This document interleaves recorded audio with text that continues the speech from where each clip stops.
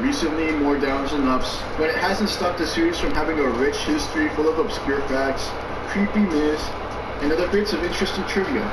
During the making of this video, I ended up using bits and pieces of different icebergs I found on the internet, specifically icebergs by Yannerans and March Tall 1610, all while using Dante Blade's Saints Row iceberg as a base. It's what the fun game of Special shout out to all of them for making their respective icebergs. Now, without further ado, let's get started with the first tier, Above the Surface.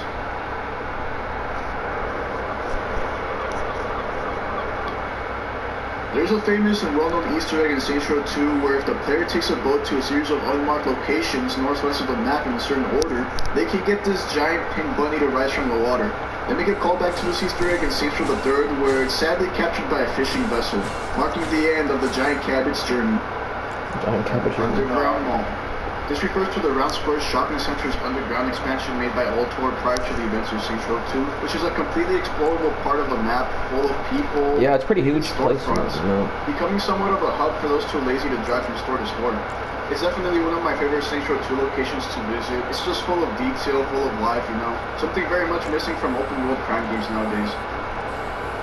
Spray tags are a series of collectibles in Saints Row 1 and 2 that involves a player tagging a set of walls throughout the map. Completing tags in Saints Row 1 will grant the player with unlimited stamina, while in Saints Row 2, the only reward is unlocking the All City achievement, a downgrade for sure. Tagging does not make a return after Saints Row 2, however. Yet another downgrade.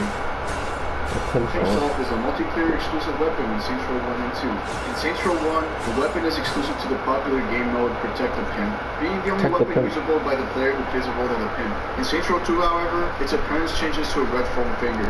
The weapon overall is a powerful melee that sends opponents flying. It was definitely a fun and unique weapon to screw around with in free roam, at least in Saints Row 2. As in Saints Row 1, it's pretty much unobtainable outside of multiplayer without hacking the game. The Pimpkin is an unlockable I remember the Pimpkin.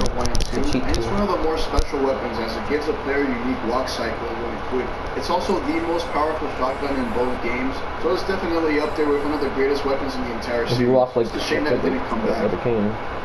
Red Asphalt refers to the infamous Saints Row 2 Brotherhood mission, where the player is tasked with rescuing Carlos after being kidnapped. Wait, they should remaster that game someday. PS5. Carlos coming to terms with his fate, giving the player a go-ahead to essentially end his life. It's considered one of the saddest and most memorable missions in not just the game, but the entire series as a whole. This mission also serves as leeway for adding player-determined choices in all following Saints Row games, starting with Saints Row the 3rd, as Volition regrets not giving players the choice to save Carlos' life. The Tiny Pistol is a hidden explosive weapon in Saints Row 4, which you can find in a hidden location in certain Let's Pretend. The gun uses no ammo, but has a knockback effect on the player that when shot, results in the player falling over and ragdolling. It's pretty much the earliest explosive weapon you can get in the game, but it's honestly not worth the hassle, especially since it knocks you over, leaving you vulnerable for a brief moment. It's more or less meant to be a joke weapon. A joke weapon. Put the picture.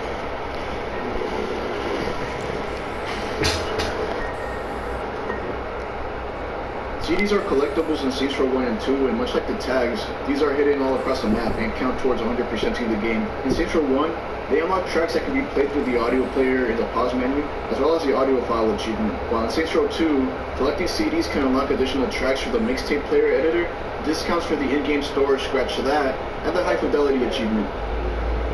This refers to the infamous Welcome to Stillwater billboard in Saints Row 1. You know someone is a fake Saints Row fan when they spell it with 2 L's instead of 1. It's a thing the community is really picky with too, so watch your back. So for pretty much its whole existence, Saints Row has been referred to as a GTA clone, a label that covers... Well, it does kind of feel like playing GTA when you play it. The way it is. This is a pretty outdated term that is still being used widely for some reason, despite GTA not being the first 3D open world game unless you travel by car or foot. People say calling every first-person shooters Doom clones. I mean, at this point it evolved into its own genre, so how about we start calling them open world crime games, you know?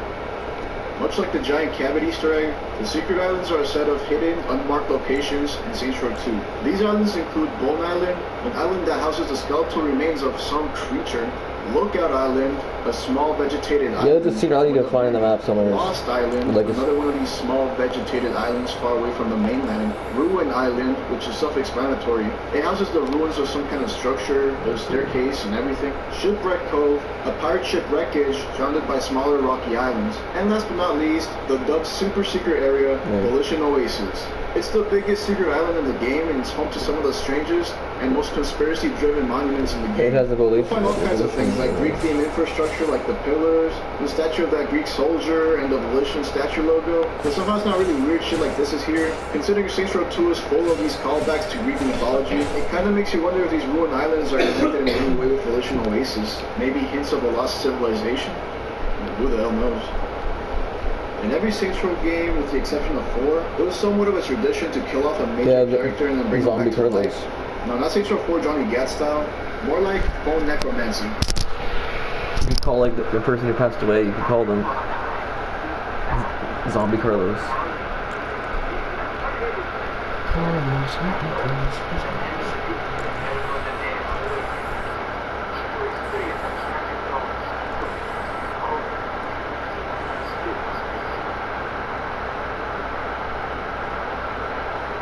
In Saints Row 1 and 2, you're able to resurrect one of your fallen companions into a zombified state. Leon in Saints Row 1 and Carlos in Saints Row 2. In Saints Row the 3rd, however, they turned that cheat into an unlockable. By completing the game, you're able to call the zombie Johnny Gat. You're also able to unlock the zombie Horde homie if you give the zombie virus to Oleg at the end of the mission, Zombie Attack. On the topic of zombies, did you know that they've been a part of the entire series? Yeah, you keep it picture too. One way or another, from homies to enemies to even pedestrians. One of the many endings in Get Out of Hell involves God rebooting the entire universe. And in this timeline, Johnny, alongside other members of the Saints, become police officers. This cutscene was meant to be a small teaser to Agents of Mayhem.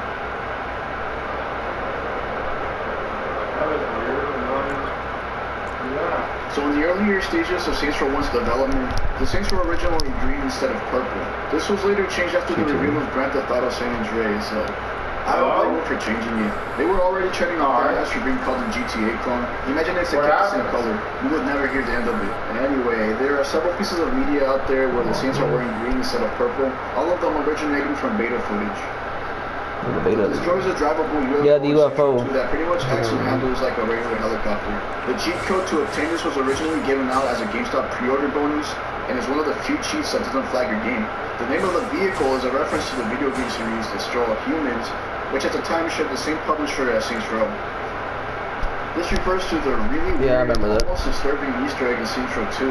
There's a secret area in the Morningwood Cemetery full of sex dolls in weird positions. Some of them with their heads cut off. I think GTA 5 too, Morningwood. What seems to be skeletal remains of another person, followed by a trail of caskets.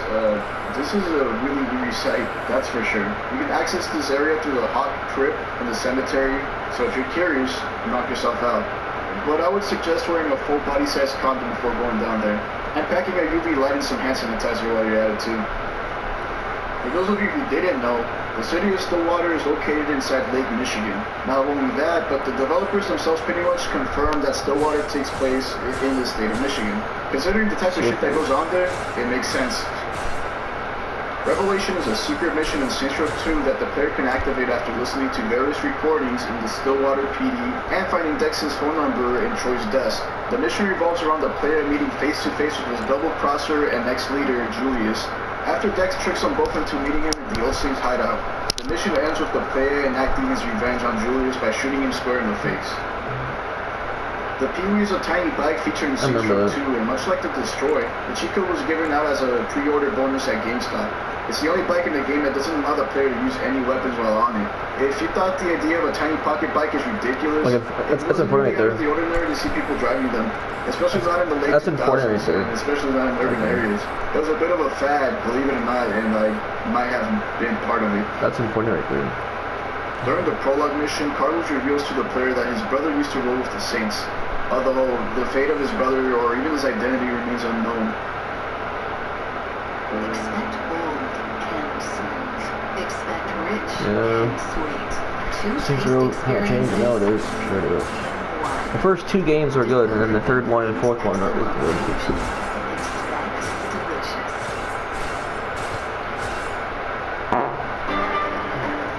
game was that?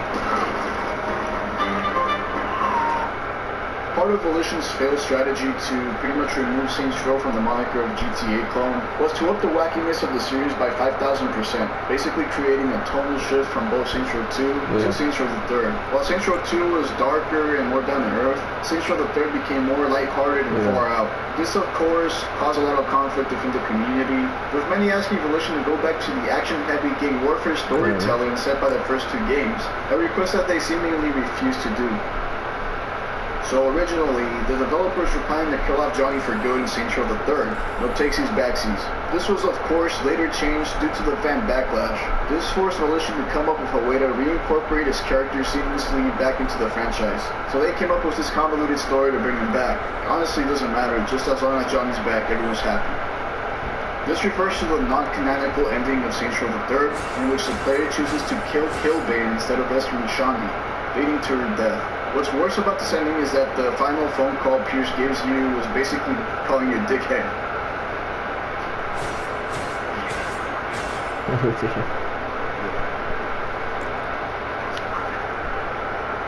But come on, let's not kid ourselves here. The way Shaundi was acting throughout the game made this ending much more enticing, let me tell you. Yup, it's just how it sounds. The DLC for Saints Row 2 was never ported to PC, and considering the PC port of Saints Row 2 was scuffed anyway, Volition and THQ didn't even bother releasing it on PC. This could change, however, with the promised Saints Row 2 patch for PC. Apparently, all DLC will be pre-baked into the game. That is, if it ever comes out. With the way things have been going recently, we'll probably be playing Half-Life 3 before the Saints Row 2 PC patch. Half-Life 3 on it. And again, I think it can take a The Secret Stash is a well-hidden Saints Row 1 Easter egg which grants the player's super strength and the permanent fire effect. It's activated by breaking into the sloppy second store in the Saints Row district and turning the safe combination backwards while having a cheated Pimkin equipped. This Easter egg was thought to be a hoax or a myth because not many people were able to replicate the steps provided by the YouTuber Burnamite, who was the only YouTuber at the time with actual video evidence of the Easter egg in action. However, the community was able to determine its legitimacy after a deep investigation and sharing their findings with one another, a rare display of teamwork within the Saints Row community.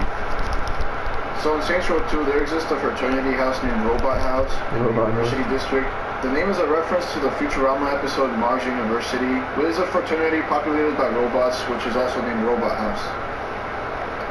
This refers to the odd instances within the series where the guns are shown to act differently in cutscenes than their in-game counterparts. An example of this is the Vice 9 in Saints Row 2, which has a completely different and a much more detailed model and sounds in the cutscenes. Saints Row Total Control was a Facebook flash game that took place directly after the events of Saints Row 2, where the player goes missing. This leads to the return of gangs you previously defeated in Saints Row 2. You take the role as the player's cousin, and the main goal of the game was to take back the hoods that were lost. It played like a top-down tower defense game where you send in your gang members in order to take out other gangs. Unfortunately, however, back in July of 2011, the game ceased operation, making it impossible to access.